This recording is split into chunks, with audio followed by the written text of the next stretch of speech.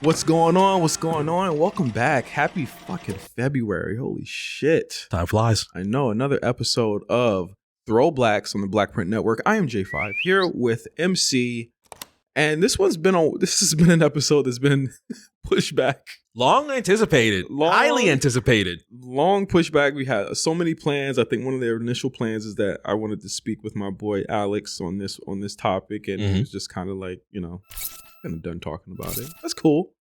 Yeah, but that's fair. It's around 10 years of a topic. Not to say that it's a bad topic, but he said everything he said. He just did a Complex thing on it. I had talked to him about it 10 years ago, ironically, for Complex. I think we're going to utilize some of my own writing for this one on this one, which is kind of rare because always felt good to see one of your bylines. I was like, yeah, this feels so long ago. I know, bro. Reading it back was dope, and we'll get into that in a second. But of course, you see the title, you see the fucking description. We're talking about Rich Gang, the tour, Volume 1, Young Thug, Rich Homie Quan, Birdman. And that's going to be the latest episode of ThrowBLKs on the Black Print Network. Before we get into it, some housekeeping stuff. I got an idea, Mark.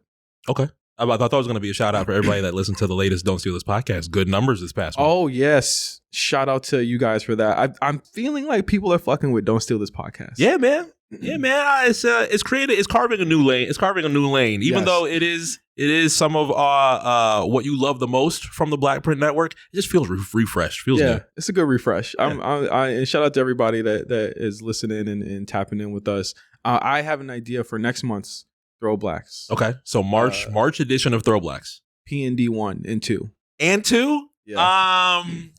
P&D 1 and 2. That is very good. I do. I was like, damn, Valentine's Day's in a couple of days. It doesn't matter. I'm not trying to line this up with any fucking not trying to line up a St. Patrick's Day album. I just feel like P&D and R&B in general is a niche that we don't hit on. Yeah. The last one we did was Usher.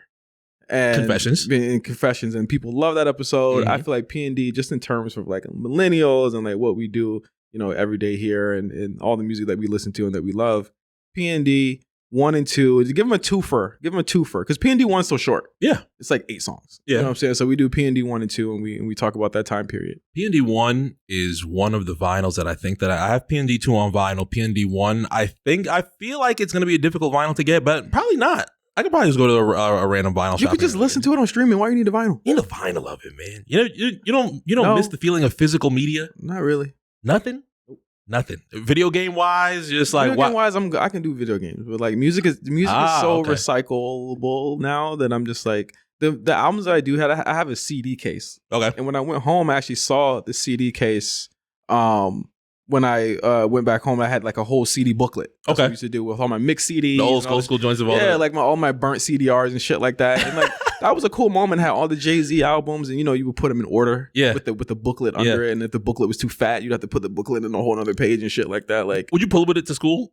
Yeah, I would pull it with it to school. The whole book to school? Yeah, something like on the recess days, the rec days. This is sounding so old. I'm so sorry. A much different generation before it was 1,000 songs in your pocket. Yeah, like but it was those days where I think the only physical thing that I covet really is like Purple Haze CD. Okay.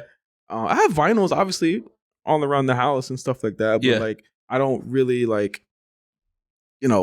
I don't really care to have physical music stuff. I don't know why. It just isn't that big of a deal to me. There's no better feeling. Well, there's a couple better feelings, but one of the better feelings is just taking an old vinyl, putting it on your record player. It just sounds different compared to what it does on DSPs. You just feel. Maybe it's placebo effect. I don't know, but it's a nice interaction. I did own the P&D 2 CD. I will say that. Really? That was a CD that I bought. Yeah. Really? I did on that. I don't know where it is though. Buying CDs in 2014. I mean, people buying CDs in 2025, so I'm not really. It's not really surprised, but it was a sense of supporting at that point. Yeah, you know that's true. Because that was the only way people were actually getting numbers at that point. Yeah, because streaming was like it wasn't like streaming. There was a time where streaming was like outmoded by physical. Yeah. And that was a very short amount of time before 2015. But then it kind of all flipped over. And now look at what we see now. With streaming. Even that's turning 10 this year. Wow. Apple Music turning 10 years in June 30th. It's the same app as you saw 10 years ago. But I mean, it's ironic because we're talking about a album or a project that is lost to digital. It never had a physical release. This will be one of our like rarest kind of moments here too. We talked about Monster. You can find it on DSPs. Yep. It's not lost media. The tour. There's physical media too. The tour, if Live Mixtapes goes down, if DatPiff goes down, if one of these outlets goes down, the tour one is lost forever unless you go on YouTube. Well, DatPiff is down, unfortunately. Yeah, so we've lost all of that data as far as how big it was, where it stayed as far as the top position on DatPiff. Still on still on DatMixtapes. Jesus Christ. It's still on Live Mixtapes. Yeah. Has good position as one of the most viewed mixtapes of all time. Do you know what number it is on Live Mixtapes? What? Can you guess? 3? No. Close though. Number 1? No, not number 1. Number 2? No. The tour? Yes. Number 5? Number 5 is Wow. where it sits on top or most viewed mixtapes of all time on Live Mixtapes. Number 10, you have Rich Forever, 6.5 million. Fair. Trap God 2, Gucci Mane is number 9. Fair, okay. Many classics on Trap God 2. Migos have 2. They have YRN and No Label 2. YRN is number Classics. 8. No Label 2 is number 6. When I seen that, I was just like, Jesus, man, Migos had the game in a fucking headlock. We're going to talk about that too when we get to the history of this. Beast Mode is number 7. Okay. The Tour is number 5 at 7.9 million. Got to be Wayne up there. Wayne is number 4. Yeah. Dedication 4 is the number 4 most viewed mixtape on Live Mixtapes. Makes sense. Think of the year it came out. And a Live Mixtapes debut. Yeah, debuted there. I mean, largely a lot of his other mixtapes you could find in other places. So yeah, it makes sense. Spoiler alert, the top 3 are all future. Can you guess the position of the 3? Number 1, 56 Nights. No. Number 1, Monster. No. 56 Nights on there though? No. At all? It is past the top 10. So it did not make the top 10. Oh wow, Dirty Sprite? No. Wow, holy fuck. Don't say it.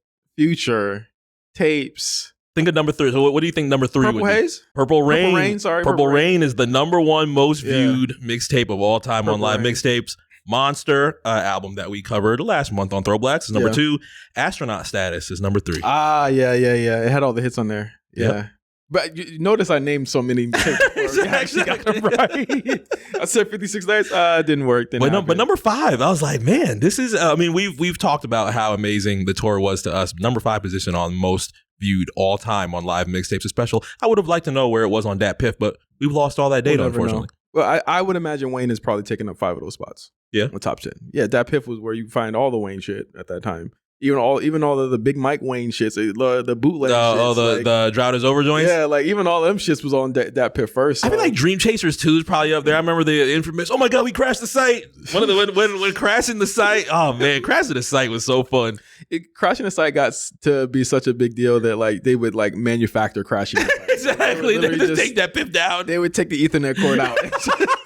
Plug the internet out. Oh shit, we crashed the site, y'all. They would literally plug themselves and then it would be out. But I mean, when we think of in totality, before we get to the history of the tour, Volume 1, you think about the time that it was created, the time where music was at, and you go back to that point. Like I said before, this is a project that largely a lot of people don't hear. They've never heard. Mm-hmm. You know, you have to be of a certain time, and nothing hit me harder than when Slime Seasons came out over Christmas. Yep. And there were people online that it was their first time ever consuming Young Thug's earliest material. Yep. So if you think about, this was 2015, just 3 months before that, 4 months before that, it was this tape. And then he got big right after that. Yep. So a lot of his most kind of like iconic releases are lost to time, and that's just scary to think about. I think that's just what's most important about having these albums on DSPs. I know some of the questions just end up being, well, why do you need these on DSPs? They're on YouTube. You could download them. Yeah. Grab your MP3s. But it's harder. Like the search, the discoverability on YouTube is so vast. Like you could look at the tour, and I promise you'll have 4 different accounts that have the same project, but it's like, which one is official? Mm-hmm. You never know. Like the tour also in an era where Thug's music was passed around much like Wayne's was. Yep. He had a work ethic where he was putting out 100 songs a day, and there's Young Thug leaks that I have that are 4 gigabytes big, and you never know what was going to be on what. The whole Barter 6, I mean, I love the album. I'd heard about 80% of it before it came out. Yeah.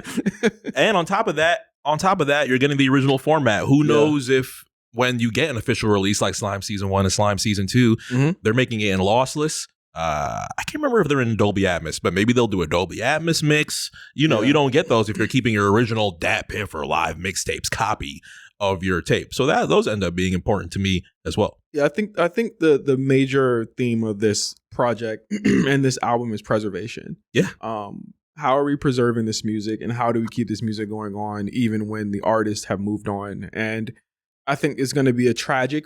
I think ultimately this is a triumphant but also tragic project to talk about. So absolutely. Let's get into it. 2014, nearly 10 years after Atlanta had really kind of broke through in the mainstream with Lil Jon and the East Side Boys, they had taken over. It went from Lil Jon to T.I. to Jeezy to, I mean, you know, you want to encapsulate everyone else in there, 2 Chainz, Future, everyone out of Atlanta. They ran music at that point. Usher, you know, if you want to go out of rap, like Usher made a resurgence at that point. Don't forget the Black Boy, White Boy era. So we emerged from the crunk era into the trap era, and then we kind of landed into what we kind of call the trap mumble rap era of music, where you were getting your Lil Yachty's coming out, you were getting your Playboy Cardi's, like pre whatever the fuck he's doing right now. Cardi was in this moment right now. Awful Records, Young as hell, Man Savage, OG Mako, or rest in peace, OG Mako. Like again, like a lot of these people could Q. Migos, everyone coming up from that 2013, 2014 era. It was crazy. I want to really, and I'm looking at the camera, like, I want you guys to really, if you guys did not come up in this era, you guys did not, know anything about this, really go back to the 2013, 2014 era of Atlanta music, because that was an insane time just for discoverability, for the music, for the creativity, for the artistry. It was crazy. A lot of what people are doing today, Mark, came from this 10 years ago, and they're still trying to redo it. I just started laughing because every time I think of Q, I think of the song with Migos, and I think of Young Nigga. I laugh. Eat a nigga ass like Almond Joy? No, just the song. That line, but just the song in general. But Young Nigga, YNs. Yeah, we're saying YNs. Yeah, exactly. It's a direct descendant of Q's Young Nigga. Yeah, exactly. It's such a classic, man. It just brings me back to happy times. Q and Migos, that entire 2013 run of just QC the label, money on the table. Just that entire line of QC artists made me so happy, man. And then, I mean, you had artists like that were jockeying for the #1 position next to Gucci Mane and next to Future, who, I mean, at that point had kind of catapulted himself up there into the T.I. Gucci Mane conversation. And then with Gucci Mane as their sensei, a lot of these young artists like Pee Wee Longway, like Migos, and like Young Thug were making waves to the industry.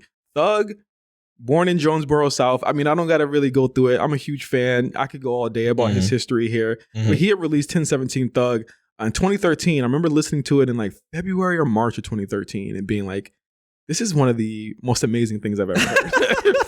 Can you imagine young me listening to 1017 Thug for the first time, like hear 2 Cup stuff and being like, what the fuck is this? Yeah, I know where my first time was. It ended up being a World War III intro. Yeah. Always remember that time. That went into Ecstasy Pill like 2 tracks later.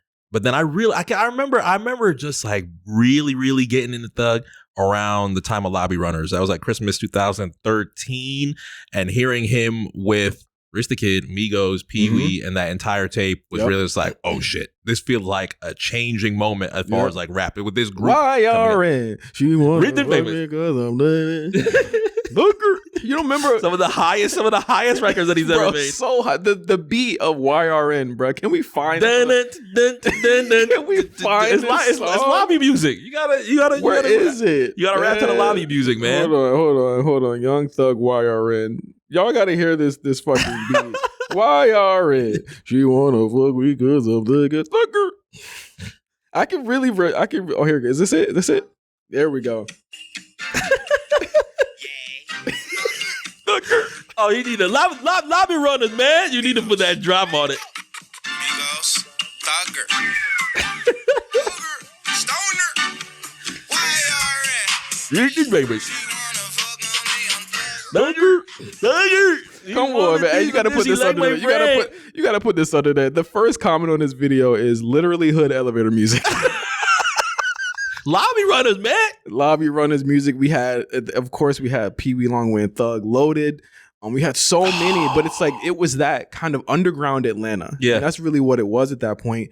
That was really permeating it. And young kids really resonated with that. They were wearing the fucking Balenciaga sneakers. They were wearing super tight pants. So it was kind of mixing the futuristic era with the rockstar era with the new trap era in there. And it was just, again, they were trendsetting. But what's crazy is that like Thug, and this isn't even crazy to say, Thug had always kind of been like third or fourth.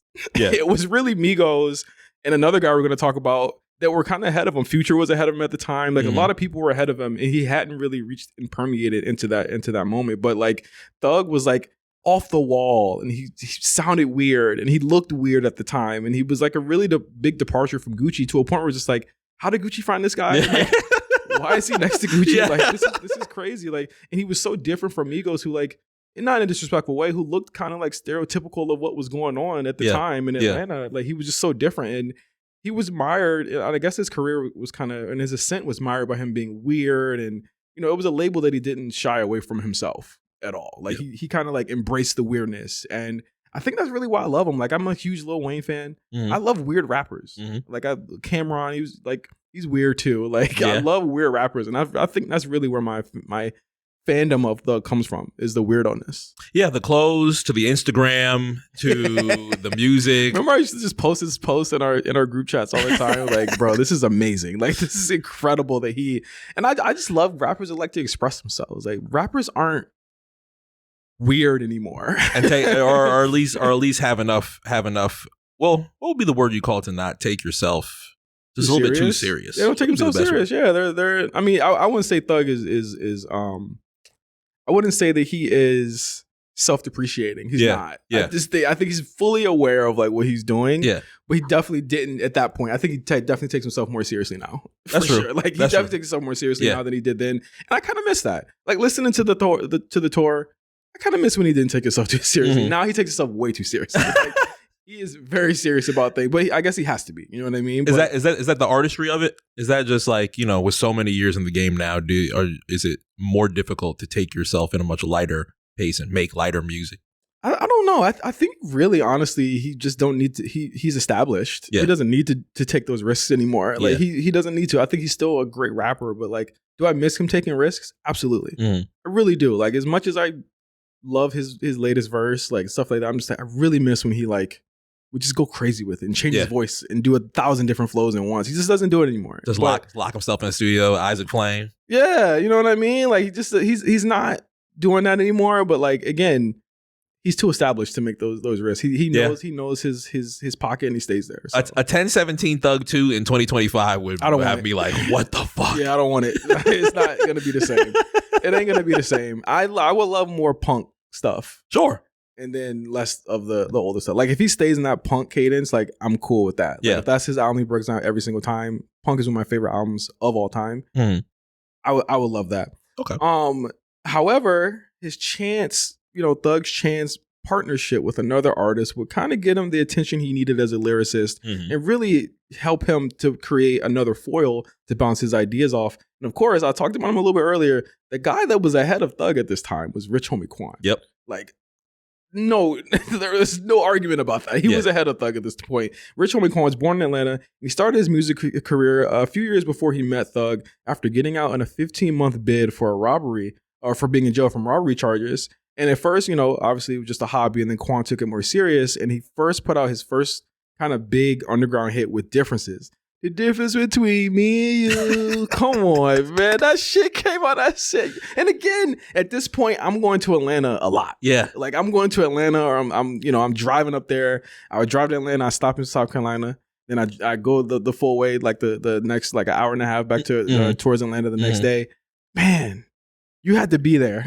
Hearing it all over the city, I'm sure. When Differences in some type of way came on, Mark, it was a different feel. Like it literally was it. I mean, I remember, and again, this is kind of crazy to say, obviously because of the controversy from the song. I was in Atlanta the weekend Rocko's tape came out with you and Imma on it. Gift the Gab 2? When Gift the Gab 2 came out, we was in Mansion Elan, I believe. Okay. And you just heard the wee wah wah wah. Bro, it was like we was floating, bro. It was literally like I was on a trip with some of my college friends, and we went to Atlanta. Yeah. And then we rented this huge ass house in Atlanta. We were just like in there, just like partying and just having going to the mall and doing all types of shit and going to the clubs every night. And we heard You Ain't Even Know, and we listened to that shit every single minute after we heard it. I was like, what the fuck? And they were passing out Gift of Gab 2 in the parking lot. Okay. That week. So it was like, it was extra. And from there, I was like, I love Atlanta. Yeah. You know what I mean? I love Atlanta. I'll go here all the time. Yeah, my 2013, well, my first Atlanta experience was 2013. I had a couple of vivid moments from there out in Atlanta. I did not get to experience an Atlanta record like that. Like, You Don't Even Know, coming out there for the first time that weekend. I did hear, what was it on Dream Chasers 3? I Be On That? Yeah. When we were in, oh my God, what's the name of the Atlanta strip club? Onyx? Onyx. We're in Onyx, yeah. When I went to Onyx, I heard Fabulous and Meek Mill, Foreigners. Ain't nobody gonna tell them man about bro, me. It was me and Ty, and it felt like we was in Belly, bro. I felt y'all walking through. Ain't nobody gonna say nothing about the slow walk. Blue lights? With the eyes and with the contact. Nah, you ain't come through with the contacts. Ass Ty. That's how I felt. But a year later, Quan dropped Type Away, his hit single that landed him in the top 50 of Billboard Top 100, and it went gold. Yeah. Enjoying kind of a viral moment that was like unheard of at the time. Like football players were loving it. Like Quan he performed it like I think a bowl game. All of that shit. He was literally on his way to becoming like one of the greats. And then he had features on YG's My Nigga, which like catapulted him even more. Sent him to the damn moon, damn it. Sent them away. Like Quan was the moment on My Nigga. Like that was his shit. And then he was on 2 Chainz' second album. And then he dropped I Promise I Will Never Stop Going in November of 2013, which I mean pretty much guaranteed Quan a spot on the 2014 freshman list in XXL that next year.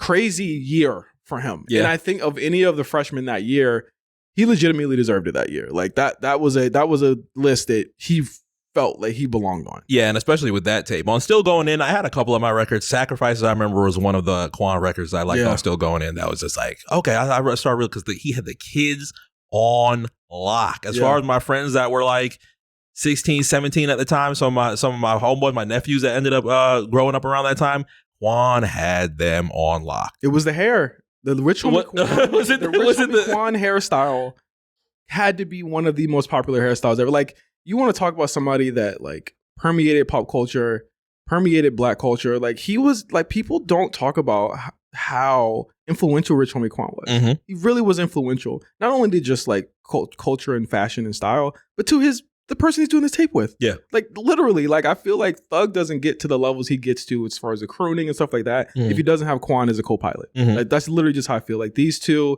I think the biggest comparison that people have made about the tour is that this was an OutKast album without OutKast. Yeah. And I'm like, yeah, that's the truth. Like it felt like it. You know what I mean? But except both of them were Big Boy. And both of them were on 3000. Like literally, both of them were on Big Boy, and both of them were on 3000. Like they literally were full, like total packages. We just didn't notice it with Thug at first, or most people I noticed it. Most people didn't notice it with Thug at first in a way that they did with Rich Homie Quan. And you'll get to see them go back and forth on this project. And it was a chance connection with Cash Money, President Birdman, and Young Thug, who Birdman shows up on I Promise I'll Never Stop Going In. Quan had kind of made allusions that he was going to sign with Cash Money. It was those moments that led to late 2014, or summer 2014, the makings of the tour. Alex Toomey said they started working on this project in 2014, and it was the work ethic of Quan and Thug that created hundreds of songs with up-and-coming producers like Isaac Flame, produced by Goose, Done Deal. In some iterations of this tape, Metro Boomin appears. In some iterations of this tape, Southside and TM808 will appear.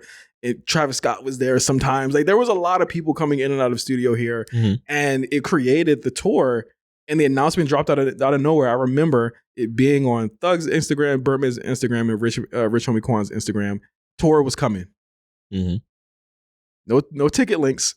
No links. No dates. They ended up talking about a date on the tape. I don't know if they stuck to the date. This was supposed to be the project that supported a tour. Yeah. And let me just tell you guys, the tour never happened. The tour never happened. The volume 2 never happened either. But, you know, there was a lot of talk about a tour and the tape of a tour, which is weird because there was no ticket link, but there would be music and a lot of it. And that leads us to Rich Gang the Tour, Volume 1. You know, I find a lot of interest in realizing how quick, especially at the time, how quick Birdman was ready to be like, all right, let's swap Rich Gang out to something else. How do you feel about a year before? Yep. I didn't even mention this. Yep. There was a Rich Gang album that had Future. Yep, a whole bunch of Young Money artists on it. Nicki. And it had Tap Out. It had this the project that had Tap Out, which is enjoying a viral moment on TikTok. A lot of success on TikTok right now. Some very good videos on there as well. Yeah. My personal opinion. I don't know what else though is on that Rich Gang album. I think even Kendrick's on that. I think Kendrick's on that album. He is. But again, like Birdman was at that point really re-solidifying himself in the wake of, you know, Drake's kinda at that moment. He was kind of almost on the way out at that time. Him and Wayne, another big part of this relationship. And again, this also starts the schism between he and Wayne is his taking Quan and Thug under his wing. Yeah.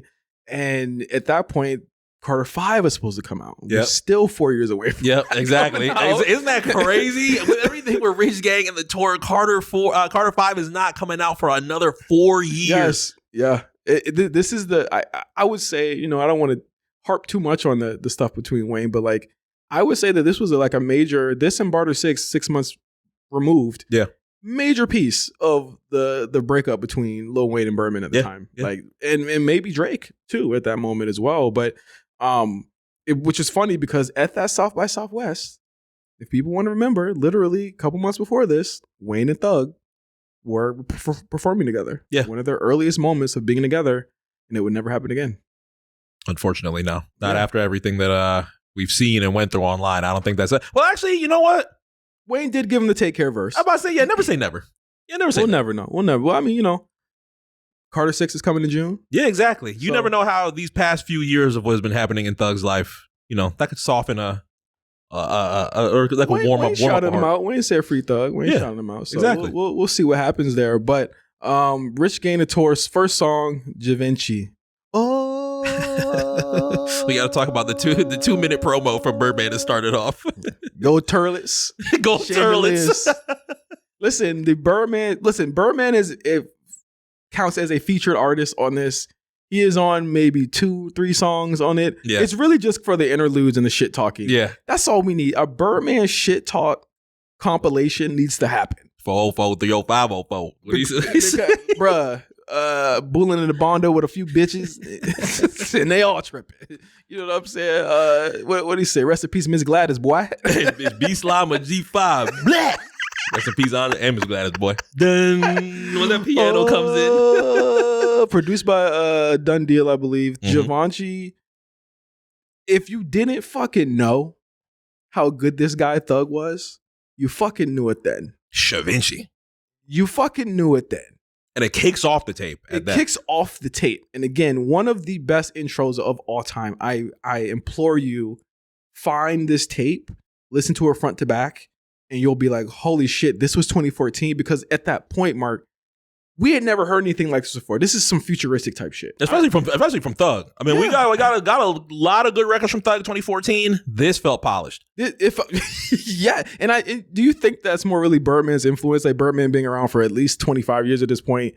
Him really sitting them down and being like, this is what a song's supposed to sound like. Yeah. I hate what the trope was with Birdman online on just like, man, I don't want to hear his verses, blah, blah, blah, blah. Oh my God, why is he on this record? I can't stand hearing Birdman. Do you know how influential and impactful Birdman is as far as just being an ear for music? Yes. I think people don't give that credit enough. This guy was the closest that we had to like another fucking Quincy. Yeah. I'm sorry to say. He fucking look at especially for Southern rap. Especially for Southern rap. But even more than that, he had Drake, he had Nicki, he had Wayne. Yeah. No one's ever had that. I don't care what you got to say. No one's ever had that record of success between those three. Like, do you want to talk about big three?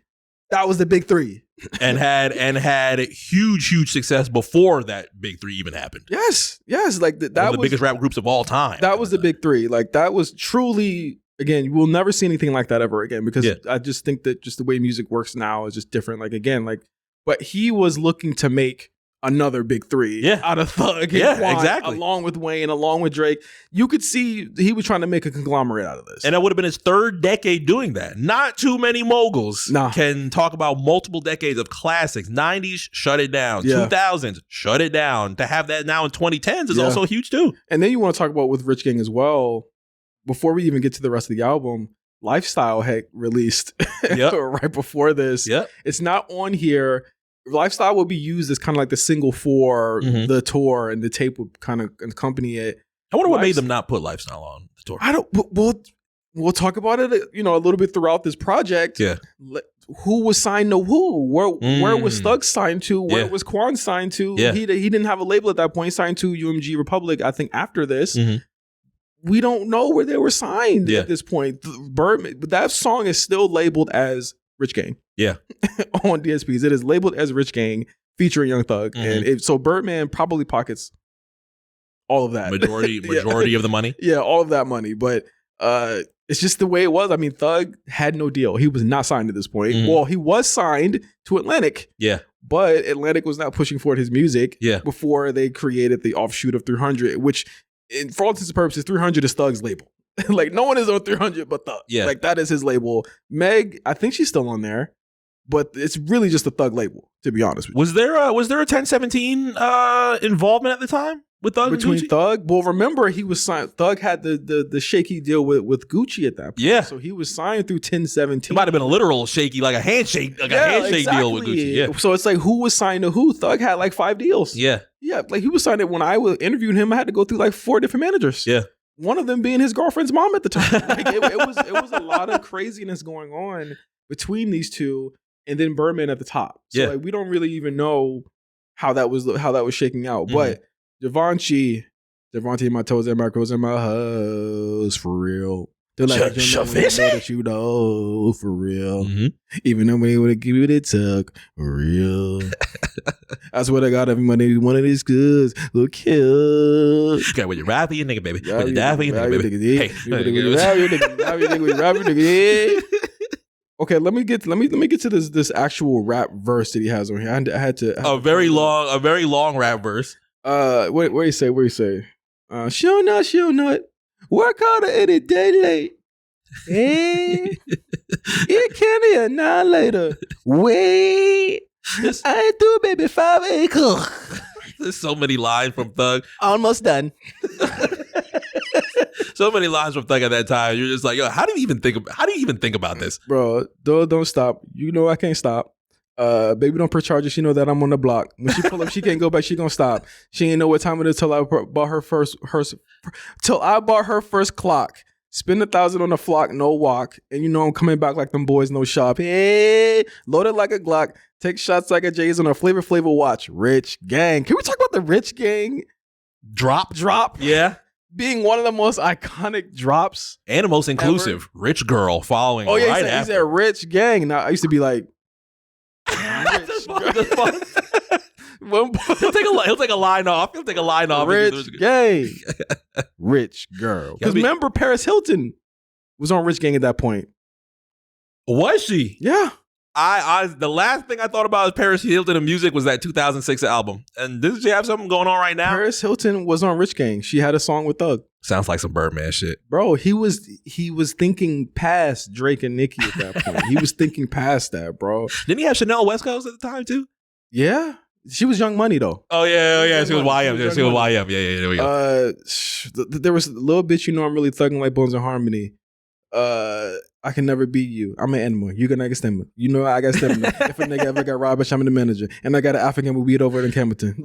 Like he raps for like 24 bars nonstop. Yep. Like, come the fuck on. I would play that song. I would play that in the language to anybody that said Thug can't rap.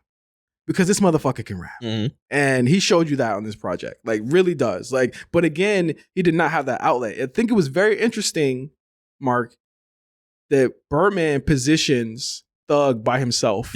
And so many of these songs on this album where Rich Homie like was already established. So it was smart because it was like you get in by the fact that you know who Rich Homie Quan is.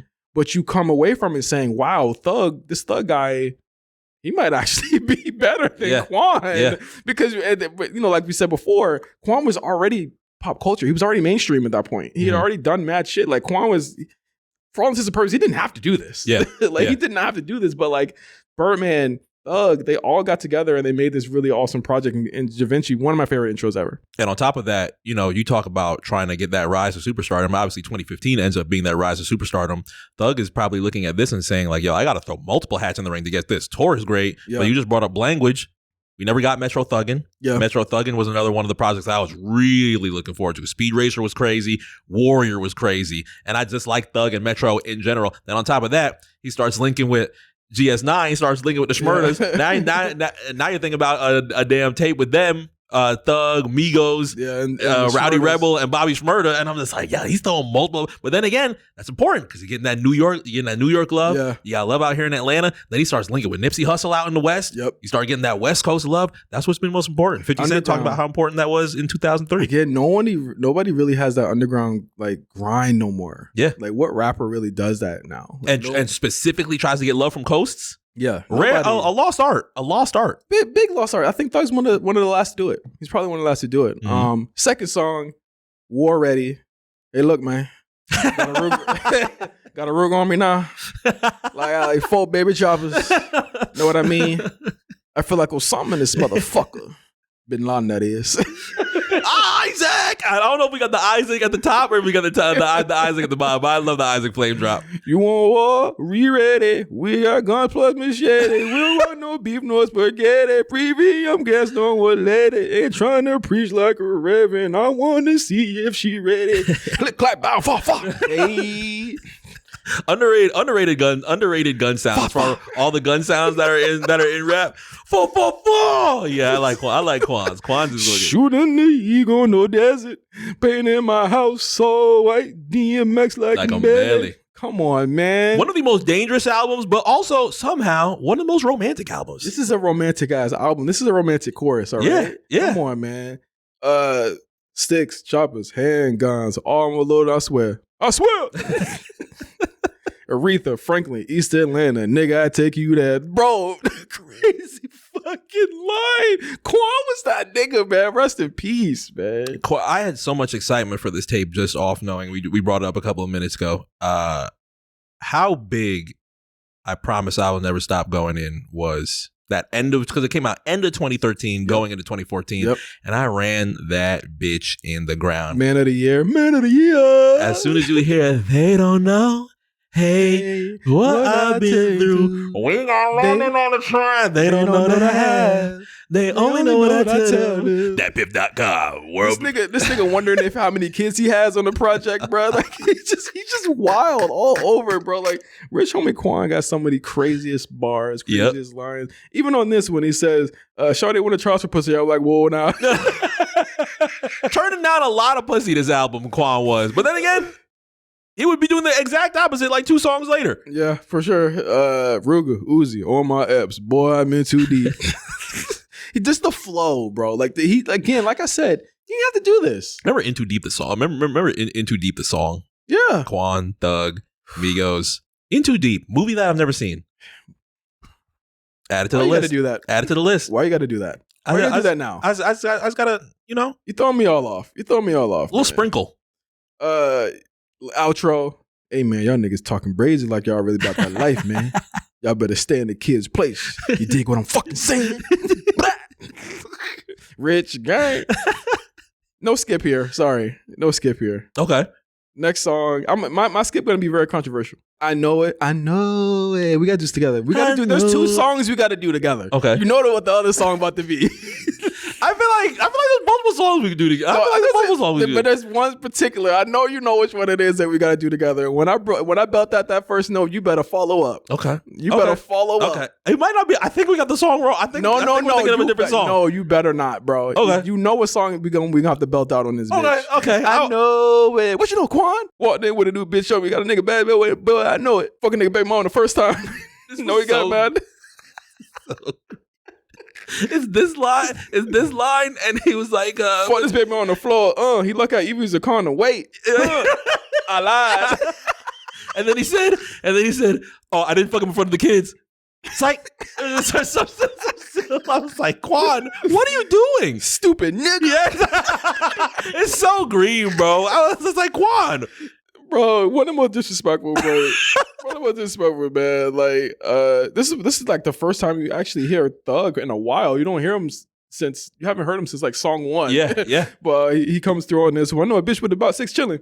Baby bought a full, no titty. 2 chains, nigga, no titty. Every baby mama, no Fendi. Bro, the pockets these two got into, I get so upset sometimes when I listen to this because these songs, and it's like the carnal joy you get from music. Yeah. Like the happiness I feel when I listen to this project. Mm-hmm. And I listened to it last night and I was like, man, this album makes me so happy. Just happy. It makes me so fucking happy. A comfort album, you would say. Yeah, like in a way that like music now is like so dour and it's so down, it's so depressing, it's so like music today is like really depressing. Like it's really a sign of the times of what we listen to right now. It's very dour, it's very fucking nihilistic, it's very fatalist. This was like really happy and fun, and that's what you feel in this song. Do you think it's a sign of the times? Is it just because 2014 was a more happier place? 2014 ended up being one of my worst years. Yeah, hell yes, 2014 was happier. Yeah, there were like, I'm not saying that things were like, you know, good across the board. Like you could kind of see the ship of America kind of capsizing a little bit by 2014. We're 2 years away from imminent destruction at this point. You know what I'm saying? Like, but like, you know, at that point, I think I'm gonna be real. Like, I feel like we was up. Like, black people were like up. Yeah, you know what I'm saying? Like, we were really up. Like, it wasn't fucking the happiest. It wasn't the best times. It wasn't the most, what some things are now. But like, it was such a happy time. It was a happy moment for everything. And I listened to the song. And I'm like, bro, these niggas were just rapping and just having a good fucking time. Yeah, and you don't hear that no more. Like, even the types of music that these two do now is co-opted by like what does Future do all the time? He's just killing people and shit all the time now. You know what I mean? He's not having fun anymore. And I feel like ultimately this album is having fun. The album. I think people do want to return to that. I take a look at, the viral moments that have came from Jello and just being able to, do a New Orleans type record in that type of cadence, but just having fun with a rap record. But that's too much. The thing with that is that like, the way I feel about that song, and I don't want to get in a soapbox about it. Yeah. But like there's a level of like, I don't care if he's been making music for years. I'm like, yeah, well, that wasn't like your first like thing that you did, bro. Like that wasn't the first thing that you was trying to do. Like, it feels like throwing things at a wall and seeing what sticks. Exactly. Like there's a level of inauthenticity that this project doesn't have that what he's doing right now. Sure. It just doesn't have right now. Like it just doesn't feel authentic to me. Okay. I know where that guy's from. Yeah. If you want to drive up there, you can see. we can literally drive. Is it really down the block? Is it really on the block? It's not on the block. I mean, it's a minute, but like it's not like crazy far. Like you want to see where that nigga came from. That's just crazy. There will not be a B Slime or G5. No, there won't be that. There won't be that. Next song, one of my fafavorite songs on this project. I got the trees in the headlock. I got your bitch in the leg lock. Shout out to Bret Hart. I do not fuck with the Fed cops. F-150, I bet her. I bet her. That's why I'm just like, how is it the drugs? Do the drugs just make you think of these things? I mean, he was on a lot of drugs. Exactly. That's why I'm just like, both of them was on a lot of drugs, bro. All of my niggas go get it. We gonna bust it down and split it. Fast food, I want the chickens. Igloo, I play the city.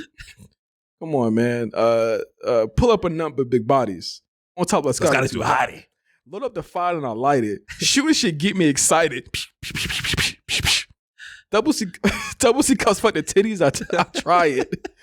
Hey, ice inside of her mouth calling me Trident. Come on, man. Nigga having sex in a boat. I got water on. I don't need me a float. Come on, man. Thug. Again, pocket. But he still has this talent. I think that's the one thing that keeps Thug afloat more than anything is that he is one of the few rappers that finds a pocket and like he just fucking goes. Yeah. And on any beat he can do that shit. Like he's one of the most like elastic, I think I would say, like rappers ever. Like Future very much like stays at the same BPM a lot of the time. Like Thug, it don't matter what the song is, he got you. Yeah. And I think this is another song that proves that. It's one of my favorite songs on the album.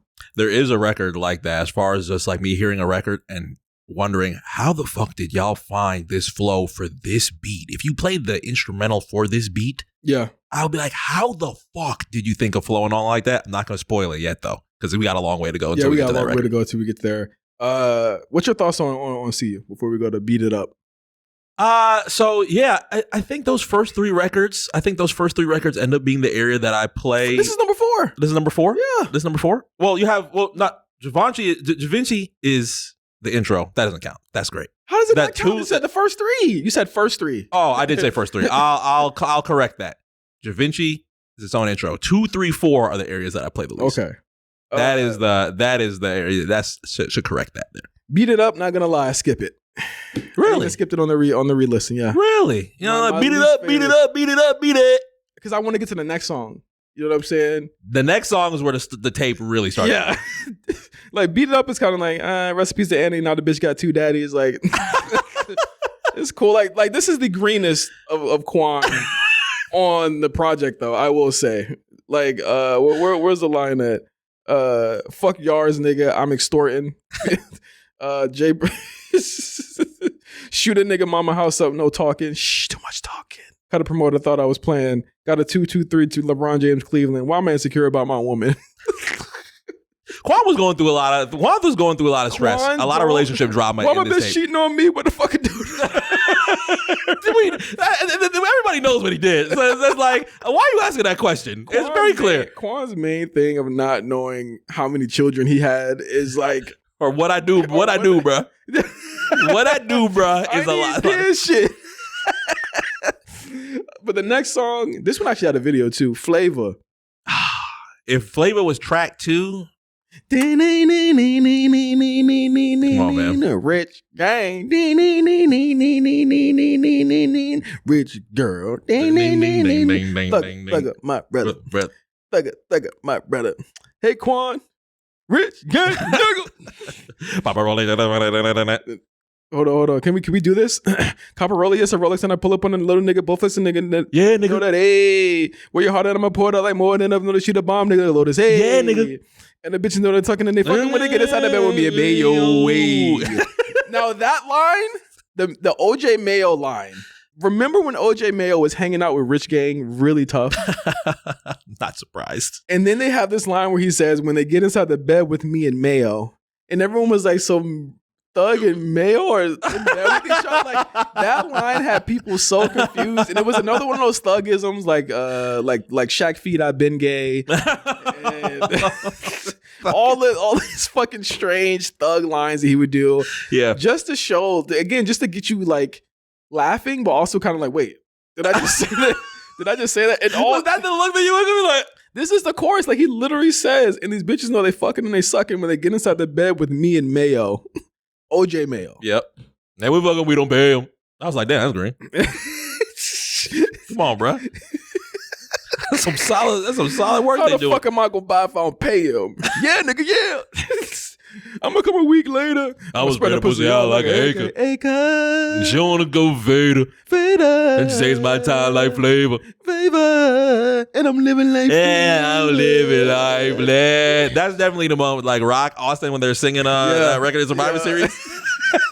The hell I'm living life. Flava. Birdman. He might have verse of the song here. Yeah. Got a chopper with the Mac in the back with the stats, nigga. Pull up in a new car. Law knows about the flow, nigga. Pull up at the door, nigga, for the fucking Make a Murder show. Been a hundred. You delivered it like that. Fucking Make a Murder show. Been a starting to get money, nigga. Representing Uptown, big B's and a few C's. For the money, we'll be on people on you. Action. Who wrote this? Big Mesh with the OV. What? Who you mean? Birdman wrote it, nigga. But you think Birdman penned it? Birdman wrote it. Birdman penned it? I'm looking right in his face and say Birdman wrote it. Birdman wrote, get $1 million bitches, fucking niggas bitches. I start full of little dripping. 100 mil still flipping, checking nigga digits, making young nigga gun blow. Bah! Hot nigga don't stop. Big money niggas gon' pop. One stop, get your life took. Big money bitches gon' look. Come on, Rich, gang. Yeah, what's funny? Birdman never played with as far as like the OJ Mayo lines. Birdman never played with those lines. He was just like, that's Thug. He got that. That's because Birdman got his own thing. I think Birdman got the best verse on this song. Yeah. He got the best verse on this song, I think. You got a veteran. You got a veteran with you. When you got these young, I think on those first for 2 through 4, Thug said he's like 23. I'm like, God damn, Thug is 23 on this. He's only 33 now. Yeah. I'm just like, God damn, time flies. Quan's verse is so desperate and pathetic. Like not in a bad way. I'm not saying in a bad way. When he says, I love my bitch, I can't go without it. I'm gonna give a C note, gunpowder. Just sounds like love to me. Think about it. A lot of love in the air this week. Sometimes you just gotta say it out loud. The lifestyle live here prices. Pull up on your ass like a diaper, gripping on my nuts like Michael. Hey, I see shit happen like before a psyche. Get your bitch done with a broke hole around me. Me and Thug still on the run, so fuck your bounty. I love my gun so much that money. I mean, look out it. Thug, tell him. They pop in, do the hook right after. I love the trading. I love the trading of the hook. I think Quan. Yeah. I think Thug did the first one. Then Quan does it like they have, and Thug jumps in with that. But that's the Birdman effect. Yeah, like who but him? But having a seasoned vet in there saying, "Yeah, flip the verses around so they could be something different, so you guys can both show off what you guys can do." This was really a exercise in them showing off really what the fuck they could do. Like they were really impressive rappers at a time when we're still on Drake and we're still on Cole, we're still on Kendrick. Like these guys were rapping as good as those guys were. Yeah. And I don't think anyone was talking about it. I would have loved to be able to see that type of 1-2 combo on a tour. I think a lot of people that heard the tour. Like that. You don't think so? I've seen Thug live. It wouldn't have been like that. Man, it wouldn't have been like that. It might would have been like that. These guys don't perform well. I just say it. They just don't. That's I guess that's one of the more, you could call it sad, but I think it's the one thing that I think a lot of people wanted to see a lot of, just like the follow-up of the tour and seeing that friendship continue to blossom. And unfortunately, after the tour came out, there was a lot of stress and a lot of drama and a lot of stuff that made it not be able to happen. And we ended up getting a lot of solo stuff from Thug and Quan after this. But being able to hear a record like Flava on tour like that would have been amazing. Next song, Goin, where you at? Bring the money counter. Look at your motherfucking hand hurt. Money cut a nigga hand count too much. I'm sorry, we ain't counting no more. We weigh. Rich gang. Millions and billions, nigga. You dig. Ooh.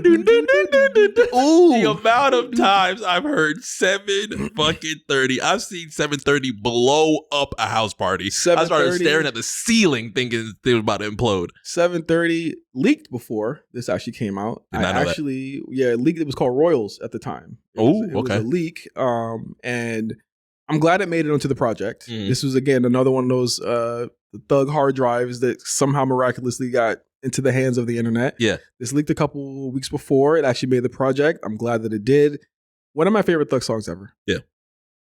If you don't think this motherfucker can rap, I don't know what to tell you.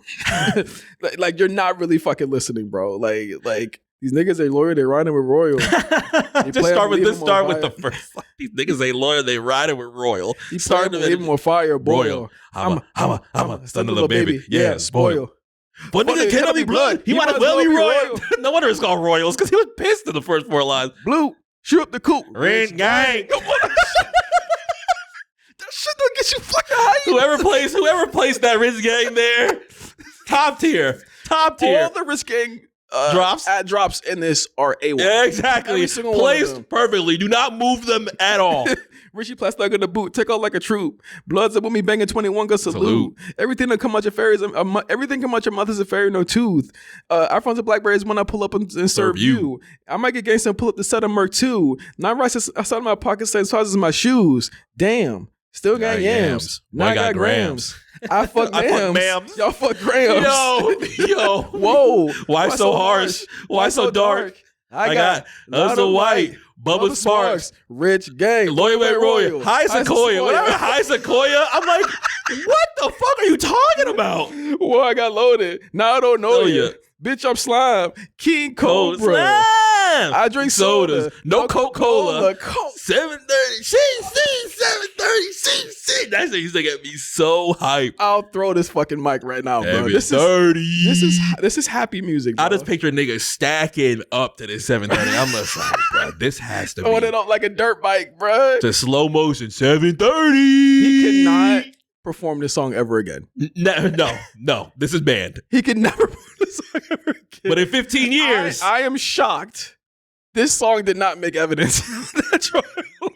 I am absolutely shocked they did not use this song. Would have turned the judge up. Judge up, be like, hold on, you was making this at 23? Judge would be like, nigga, really? You think you getting out, nigga? second verse, I really love the second verse when he says, "I'ma still slime your ass out. If it's not Percocets, it's just Tylenol." That's crazy. He got work for the perks. "I'ma still slime your ass out by myself. I do not need no help at all. Bitches and niggas gonna come in and go, and I know how to deal with y'all. Coming and roll to the Wild Cell School, and I swear I'm the principal. Slam.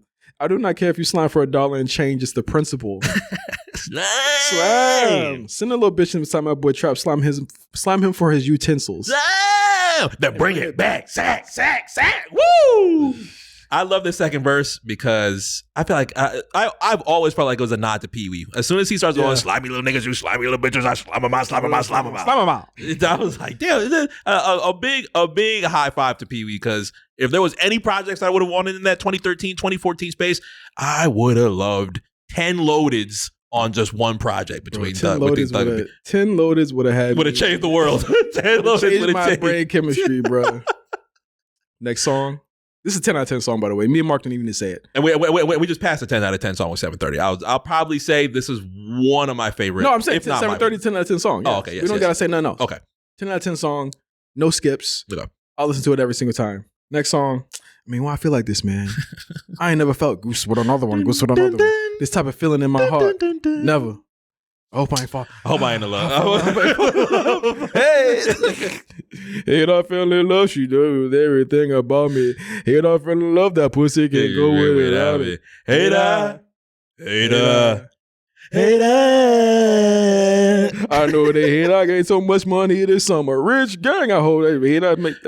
No, I know they hate because I was broke and watch me come up. Shout out my slime, bro. What it do, Mondo? I gotta do bad. Mondo. Snitched. Oh, wow. I didn't think of how many people told. Mondo snitched. Yeah. Shout out my slime, bro. What it do, Mondo? Come on, man. I got two bad bitches bullying at the Mondo. Slime King Mondo is the one who got out and was just like, I had to do what I had to do, y'all. He went online and said that. Yes, he's the guy. I believe Mondo's the one who robbed a pregnant woman a couple weeks ago.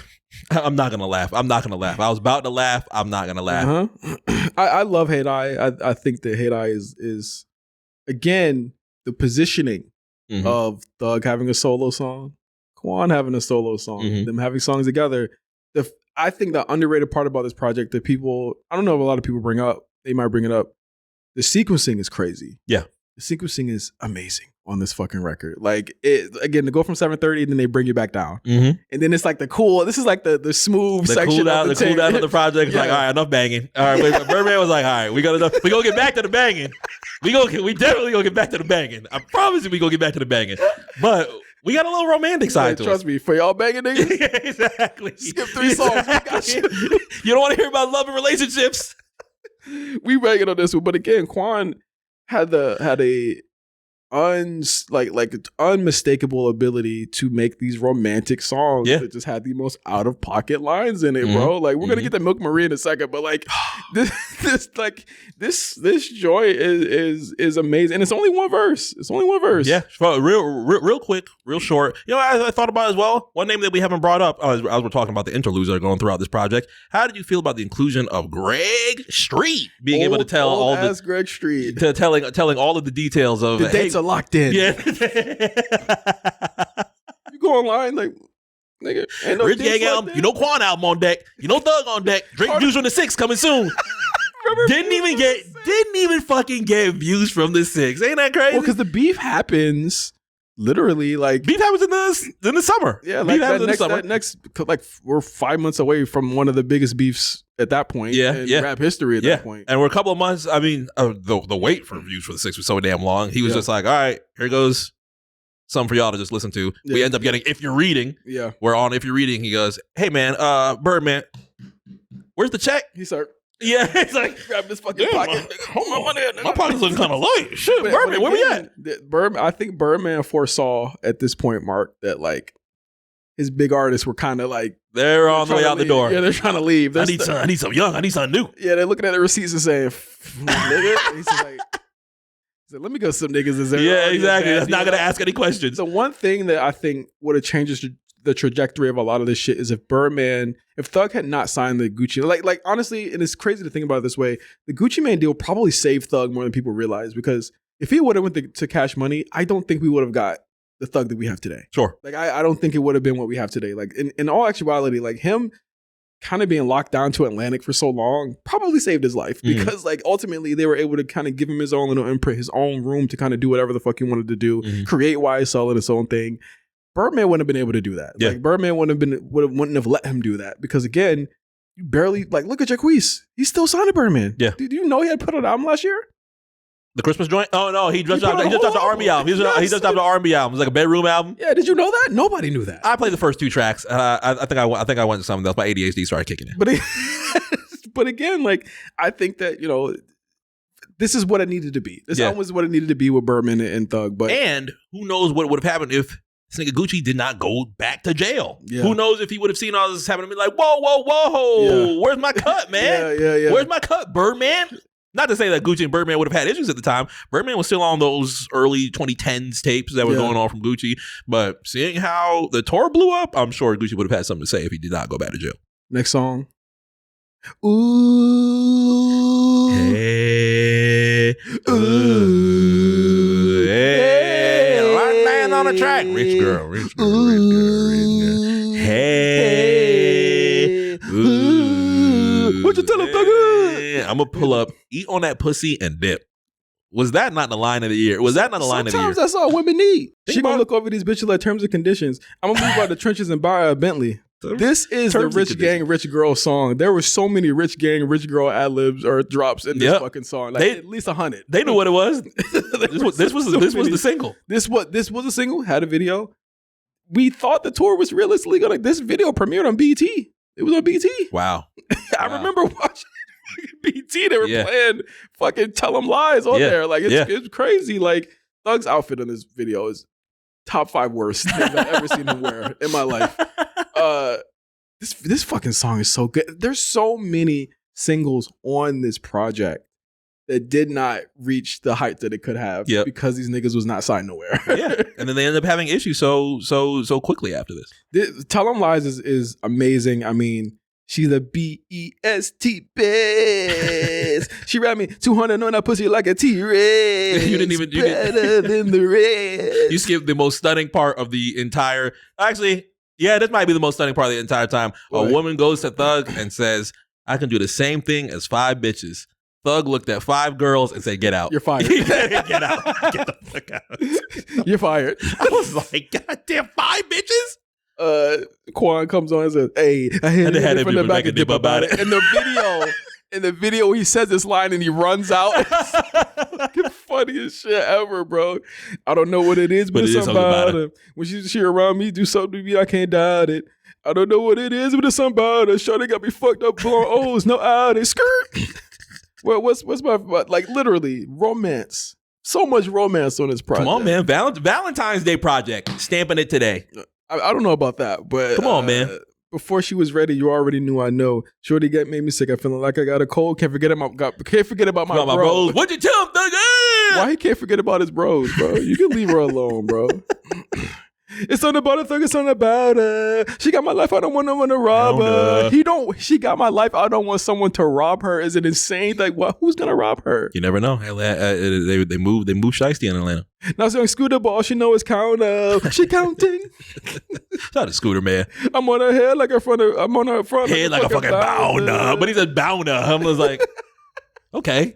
I mean, it rhymes. Yeah. No, Hunter. But I'm going to eat it like I'm hungry at Benny Hunter's. Ooh. Come on. Hey. Huge record in 2014. Then at the outro, DJ Khaled, Rich Gang, Rich Girl, Money, Power, Respect, Rich Gang. This the tape. This the tour. We the streets. We the best. Birdman Stunner. Yo, Chommy Quan, Young Thugger. Why you say it like that? Young Thugger. You gotta do it. That's how you gotta do the Khaled. You know what it is. Rich Gang. And then we get to I Got. This was originally a leak as well. Mm-hmm. This song. I Got has Pee Wee Longwave, shockingly the only song he's on this project. I would have loved hearing Pee Wee on 730. I would have loved him on way more. I Got, he was good on I Got too though. Slight skip on this one. Yeah, that's fair. That's fair. Slight skip on I don't think I have a like on this record. The run is like crazy. From Flava all the way to this. Yep.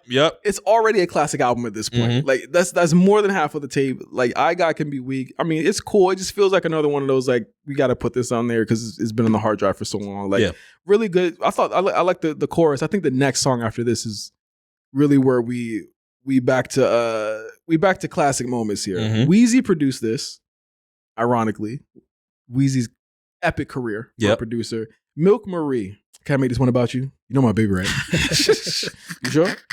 I'm gonna call it Pink.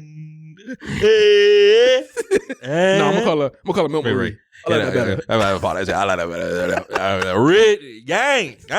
Milk Marie, she got a pretty pussy color pink. Cause She got a thing for me. I got a thing for her. Never let her get away. Rich girl. No.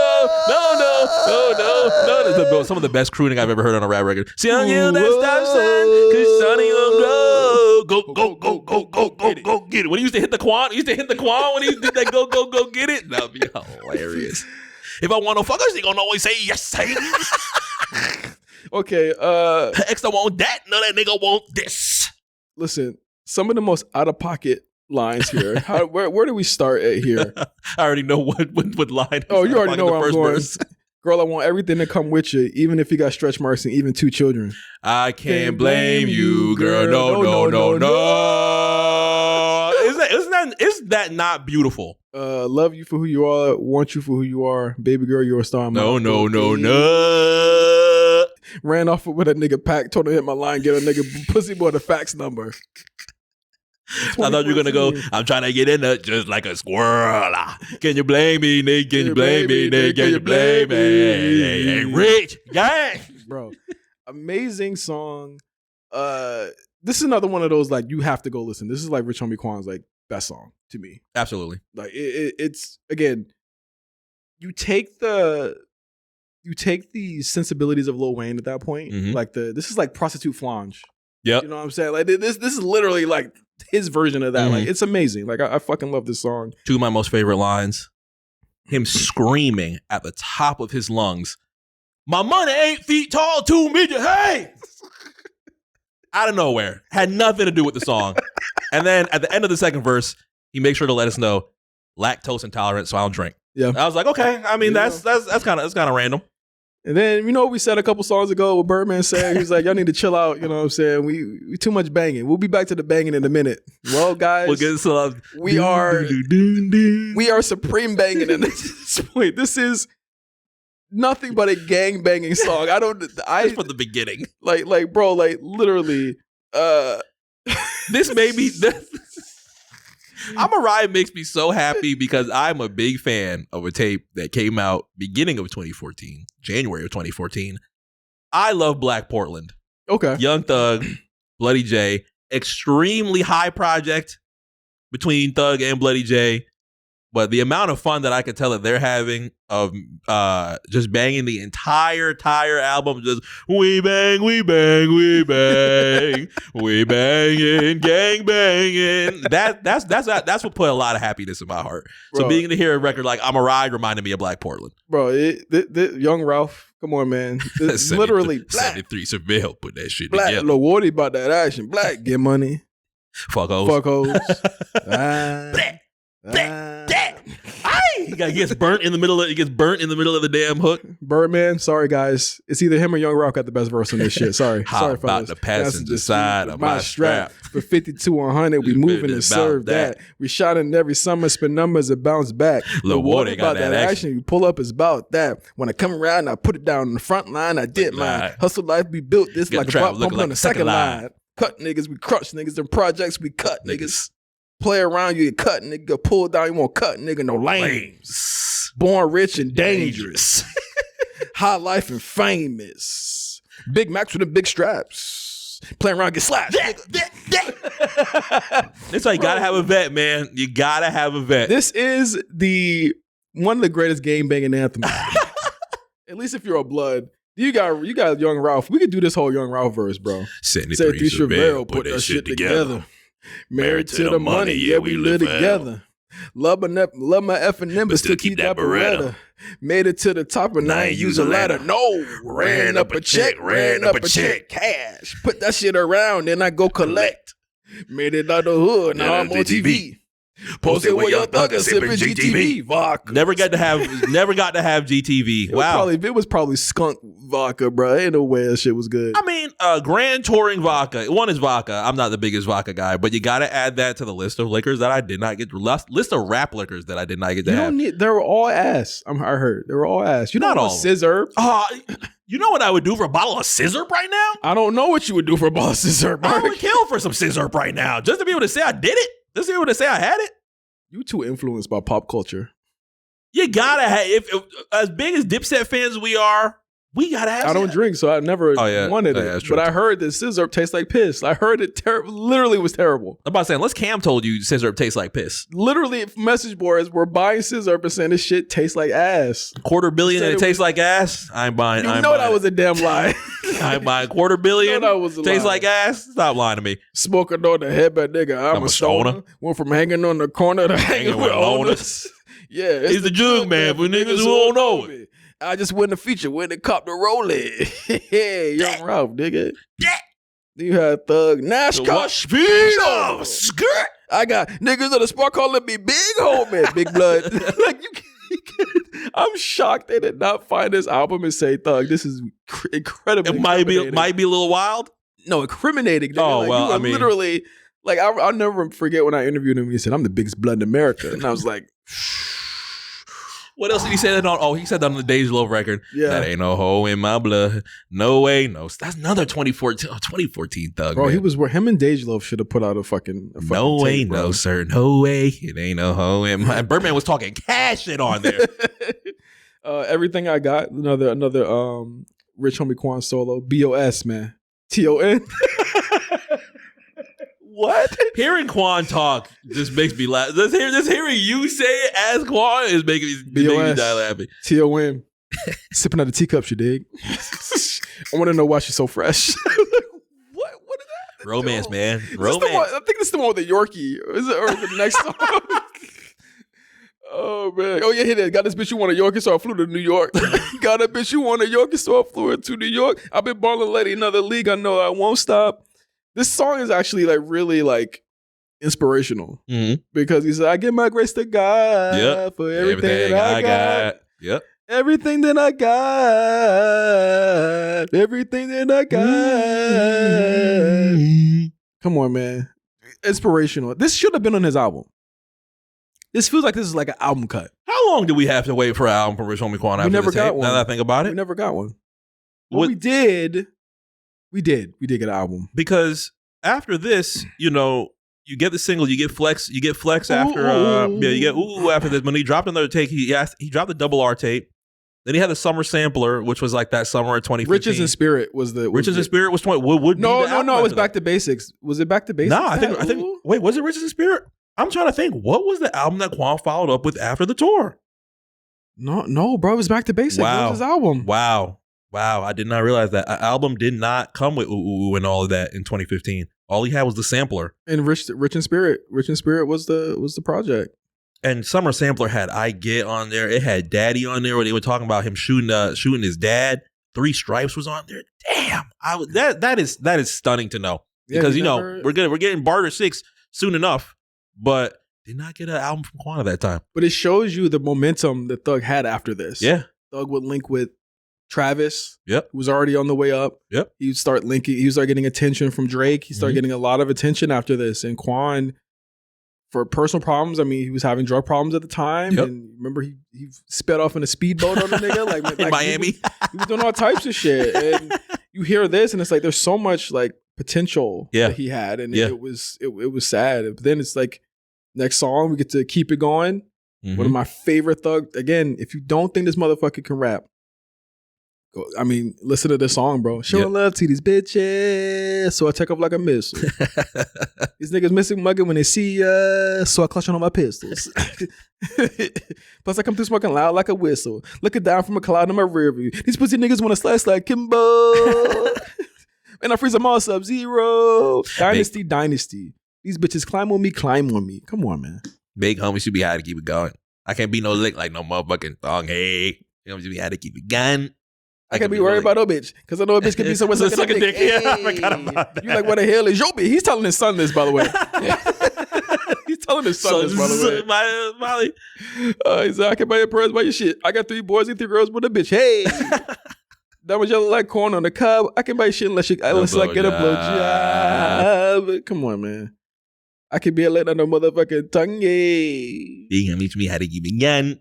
This is now just like, all right, we calming down. Just a calm one. It's like, yo, y'all got the bang a little bit. Yeah, exactly. A little bit. Then we get to Bullet. Not gonna lie, Bullet to skip. Young has a bullet. Young has a bullet. I got a bullet. It might have been a high record. As soon as it starts hitting those notes, yeah. This episode is like the singing ass episode. We love this album so much. We barely even fucking dissected it and shit. It's a happy ass album. Yeah, bro. exactly. It's a happy ass album. Bullet, I skip. Sorry, guys. We got to get straight to freestyle, bro. Hey. Before we even say that first line, I did not remember listening to the tour that this is technically the outro of the project because the next 4 records are labeled as bonus tracks. Yes, they're bonus tracks. I mean, I'd technically do it in my listen to this after, because all the bonus tracks are songs that you could find elsewhere. Yeah, at that point. Yeah, is this Quan's best verse ever? Ooh, it's one of them. It's one of them. Is it? I got a lot of favorite thoughts. I would assume that my favorite Quan verse is probably on I Promise I'll Never Stop Going In. I really love What Would You Do?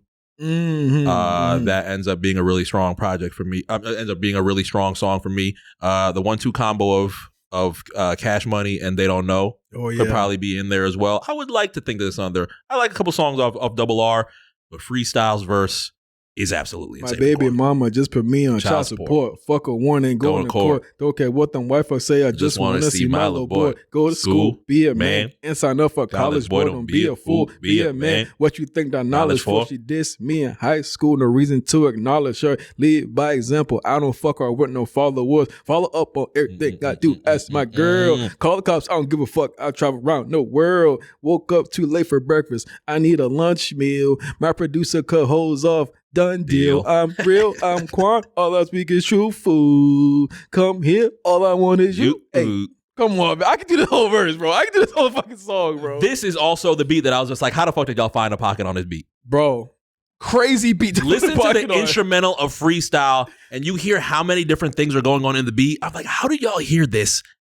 And for Quan to approach it the way that he did, and for Thug to approach it the way that he did, because they high. How the fuck? Because when you think about it, Thug only has like a 14, not even a 16. I think Quan is like quick. A 24. It's pretty quick. Yeah. He's like a 12. Like Quan, like Thug shit is thought I was gone until I walked in like the man of the year. Got an endorsement with GTV. Y'all niggas drinking beers. When it comes to your Thug, but young bitch jumped like she was drinking beers. Bottom of my cup red. I bang for real. But I guess with a 60-year act, I drank for real. I want Quan medication. He got pain pills. Hearing that, I was that kind of fucked me up. Re-listening to that because I mean that's ultimately that was the lifestyle. That was the lifestyle. Yeah, you know, it comes with I guess it comes with it comes with what it comes with. I'll say it that way. And he said, I need to see my girl to make my pain heal. But I never been in love, I know how pain feel. Hey, do my thing all across the globe. That's why I spend big racks on all my clothes. I spend a large blank on all my clothes. That puts up what I gotta drive outdoors. Hit it from the back, you like, hey. All you want is hey. Went into the city like, hey. Thug say, hey. If you got a problem, it's shooting guns like I would like to know. They was like Jada and Kiss on this shit, bro. I want to know what it was like staring at this on the other side of the glass and just being like, what are we watching right now? History. Yeah. Fucking history. Yeah. This is one of all the albums that we've done on there. We've done classics. This is one of my favorite albums of all time. This is one of my favorite fucking albums of all time. Mm-hmm. I remember when I was working at UMG, I was working on catalog. And I would look at because when we were coming up with content, I have to look ahead, 6-7 months ahead. Just to like, okay, I got to be ready for this coming out. It's going to be this anniversary. We have this planned. Mm-hmm. And I'll never forget. It was right before I left UMG because it was going to come out in July. Yeah. It was Rich Gang the Tour vinyl. We don't know if it was DSP release. It was going to be on vinyl. You saw it. I saw it on the P&L. It was literally on the little thing. Cover was the same and everything. No cover. It was just a listing. Wow. Oh, so it was just a listing. Okay. Red vinyl. It was 2 vinyls, red vinyl because it's so long. Yeah. I was like, holy shit, it's coming. Yeah. And I remember being like, I'm going to do something amazing for this when it drops. Because at that point, it had been, when was I at UMG? Like 2018, 17, 18, yeah. I was like, okay, it's coming out. And because it was around the time when Juvenile and all of them had got re-released. When he was starting to put 400 Degrees on vinyl and all that. They was putting all that stuff up. Yeah. Because they had done all the Cash Money stuff. And yeah. somehow, some way, shape, or form, Rich Gang had come up, at least in the conversation of that shit coming out physically. Yeah. And obviously I left UMG at that, after that, and it never came out. And I always wonder, one of my biggest mysteries is, why was that listing in there? Yeah. What was going to happen with that project, and why did it never come out? And when you think about something like this, you think about stuff like this, you think about the fact that some people have never heard this shit in a digestible manner before. Mm-hmm. You really think about, like, this is, yes, we could say 1017 Thug. Mm-hmm. Yes, we can say Slime Season. Like, I'm gonna say right now, Thug is probably gonna consider Slime Season his kickoff point. Sure. Just because of the way that he pushed it last year. Yeah. Those were not his kickoff points. I mean, I'm still even stunned that we got the Slime Seasons. We had to wait a decent amount of time. Yeah, but I'm talking about in terms of just positioning. Like, it's not even about that. Like, sure. I'm just talking about positioning of his discography. Of his discography. That's what people think is the kickoff point. Yeah. It is not the kickoff point of his discography. It is this project that got the attention, because there's no Mamacita without this. Yep. There is a lot of shit that happened after this without these two, because they were a package deal. Yeah. They were a fucking package deal. And I'm just mad that history gets erased like this, because this is such a fantastic project. Freestyle is one of the songs where you look at it and you say, these two have such a fucking bright future ahead of them. Yep. And they did. Mm-hmm. To some extent they did. Yeah. And Jesus, man, this is a fucking great project, and I love talking about it. But after this, we have four bonus tracks. One of them with Nipsey Hussle and what's your name? What nigga? What? Throw Your Hood Up, as well as Soldier with Jacquees and Rich Homie Quan. I gotta say, Soldier, probably one of my more underrated records. It's really good. It's a really good record. Yeah. But it was also like old. Like, these 4 songs are like, were old at the time when they came out, because Who's on Top was like Young Thug's first song. Yeah, and it was my first time hearing it. Funny enough, this was my first time hearing Who's on Top. I was like, what am I listening to right now? Yeah. That was such a, I want you to say. RP to my big homie, let's pray. People on how many times you know it. I'm above a lifetime anything. But it was very much like the futuristic. Like, you can see the evolution of like his style there. Yeah, exactly. And that's where the tour ends. After this project comes out, Young Thug would officially kind of sign to the Warner Group. He was on 300 after that. Rich Homie Quan would go on to put out a lot more singles. He put out Ooh Ooh Ooh later that spring after that. Barter 6 will come out, leading to the Lil Wayne drama with Young Thug. He'd go on the rodeo tour.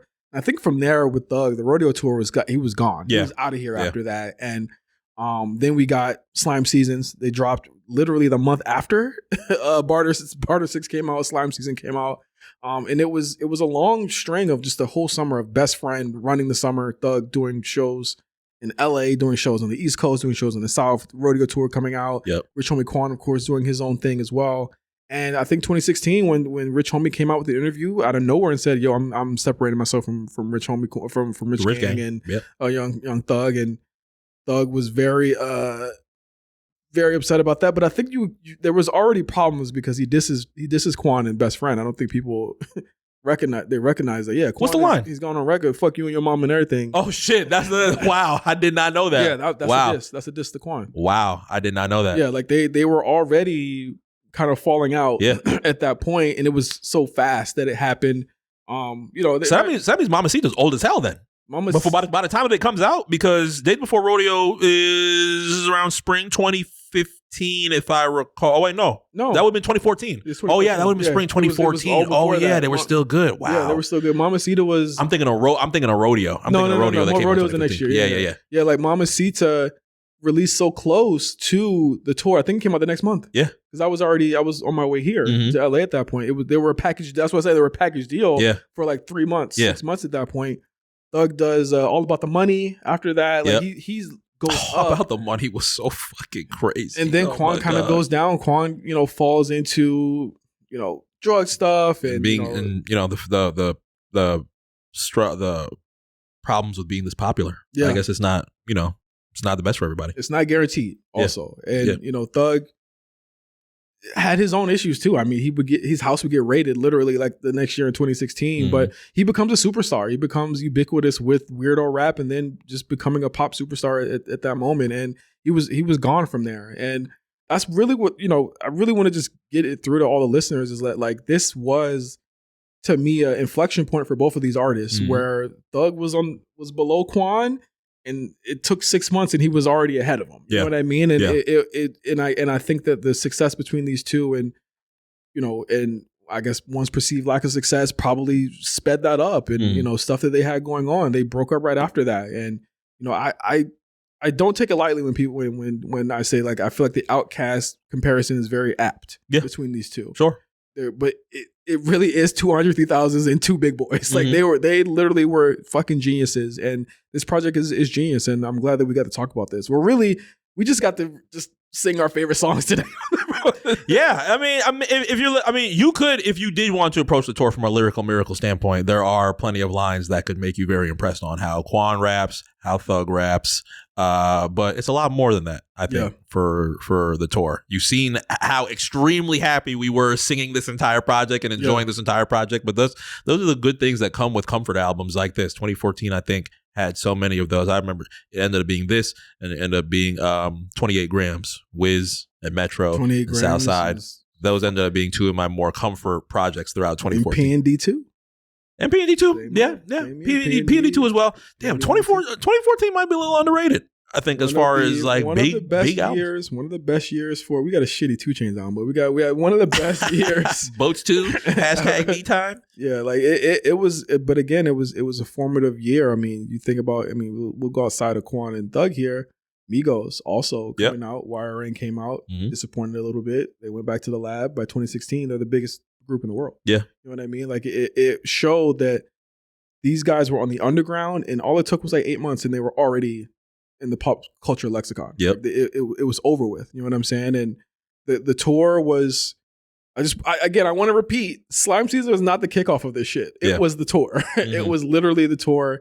And the only reason people don't know that is because the mystery of what was going on with their label situation. I don't know if the tour will ever come out. So, that's definitely the unfortunate part. Who knows if it does end up being on DSPs? But I would imagine that like with Thug, like I don't know what, when he got out, what reconciliation he has or had with Quan's family or his family, or Quan did express that he wanted to reconcile with Thug before he got out. Literally. Right before he passed away. Yep, it was like probably a month, like a month before. It was literally an interview. He was like, I would love to patch things up with him. Yeah. And you could feel that regret, and you could feel that remorse. And I don't know how Thug feels about it. I don't know if Thug would ever push for the tour to come out. Yeah. And for all intents and purposes, the way that he treats his career, just by the moves that he makes, I honestly feel like he feels like it began in 2015 because he doesn't put out anything before that. But we would hope that we get to hear the tour in some capacity. But I don't even think it's wrong by saying the only way you listen to this, go ahead and go to LiveMixtapes and listen to it. Go to YouTube, find a way to get it where you can listen to it how you want to listen to it. Maybe get a CD booklet and burn it to a CD. I don't know if people do burners anymore, but go listen to it. Rich Gang, the Tour Volume 1 is one of the best rap albums of all time. Next month, PND 1, PND 2. It's going to be fun because there's so much stories. The thing about PND is, Part of the story is he's so like mysterious. So like we won't have much of the history point, but I want to talk about how it shaped R&B of that style. Sure. And how really the influence of Drake and PND together influenced R&B of that style. Because you got Bryson Tillers and all those other people that came out within this time that were influenced by these albums. So we'll talk about that next time. Thank you guys for listening. New episode of Don't Steal This Podcast is coming out in the next couple of days. Make sure you stay tuned for that as well. Subscribe to the Patreon. We're going to be having more video stuff that you guys are going to be able to do. We're going to have so much more stuff that we're going to announce in the coming weeks for the channel. And thank you guys for listening. For MC, I'm J5. You guys have a fucking safe week. Be blessed and have fun. Listen to the tour. Peace. Peace.